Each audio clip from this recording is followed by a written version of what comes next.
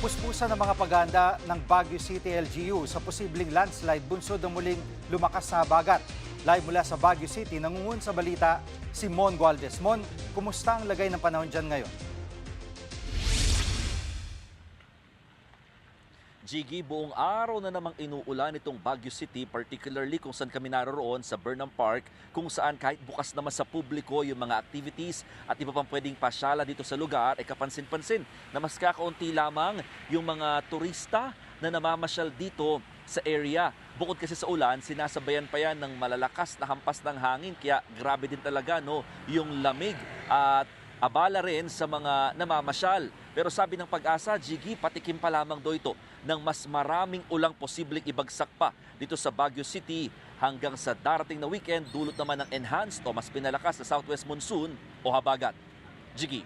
At Mon, kaugnay ng mga landslide, anong ginagawa hakbang ng LGU para mapanatiling ligtas yung mga residente dito sa mga posibleng landslide na ito? Sa ngayon, Jiggy, kaliwat ka ng clearing operations sa ginagawa ng mga otoridad para nga sa nakaamba na mas maraming ulang mararanasan dito hanggang weekend. Gaya na lamang sa Barangay Gisad Surong kung saan nangyari yung malagim na landslide noong August 9. Maaalalang 10 residente rito ang binawian ng buhay o natabunan ng buhay. Gumamit na nga ng chainsaw ang mga otoridad para putulin yung mga puno ng kawayan dito sa area. Nauna nang idineklara na no-build zone itong mismong pinangyarihan ng landslide. Pangamba kasi ng Baguio City Disaster Risk Reduction Management Council, hindi malabong maulit daw yung landslide sa naturang lugar dahil nga sa tuloy-tuloy pa rin na pag-ulang nararanasan at nagkaroon na nga rin daw ng mismong daan yung pagguho ng lupa. Pakinggan natin yung pahayag ng Baguio City DRRMO. Na-identify natin na hazard, part ng hazard. So, putulin natin, tapos tanggalin natin hanggang sa roots para maiwasan ulit natin yung pag-slide niya.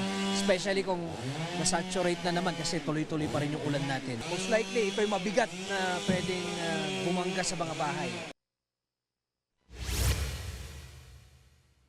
Sa ngayon, naka-full alert status sa buong lungsod habang nakataas naman ng Code Blue sa lahat ng ahensya rito ng pamahalaan bilang paghahanda or naka-standby sa anumang trahedyang pwedeng mangyari. Patuloy rin ang babala at paalala ng Baguio City LGU sa mga residente na maging mapagmatsyag lalo sa kanilang mga tinitirhan.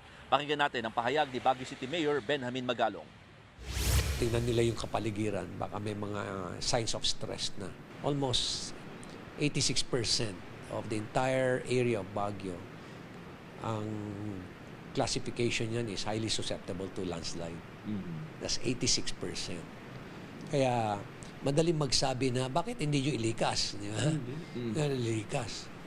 Hindi basta-basta ganon. Di ba? At Mon, lahat ba ng kalsada dyan ay cleared na?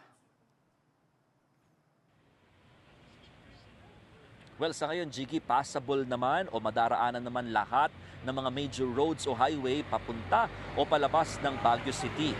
Kabilang dyan sa tala ng DPWH Cordillera na daraanan pa rin naman daw ngayon ang asin ng Alisan San Pascual La Union Road, pati ang Marcos Highway, Nagilian Road at itong ang Quezon Road na limitado sa mga light vehicles. Maalalang ilang linggo rin kasi itong hindi madaanan ng mga motorista itong Quezon Road dahil sa mga pangamba ng rock slide at iba pang pagguho ng lupa. Yan muna ang latest. Balik sa iyo, Jiggy. Yan ang ulat ni Mon Gualvez live mula sa Baguio City. Mga kapatid, Jiggy Manikad po. Pagdating sa mahalagang balita sa loob at labas ng bansa, dapat una sa lahat, mag-follow at mag-subscribe na sa social media pages ng News 5.